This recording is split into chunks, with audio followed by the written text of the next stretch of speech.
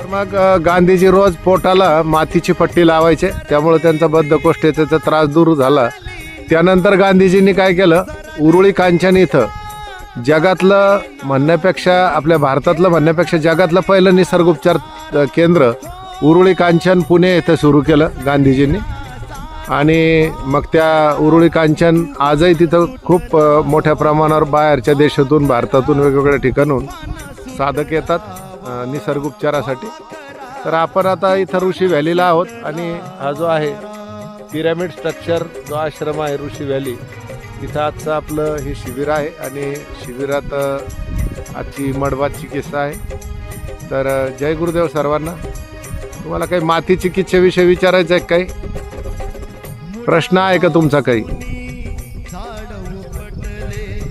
हां, अशी माती कुठं अवेलेबल होईल? तर अशी माती जमिनीतच अवेलेबल होती. अशा ठिकाणी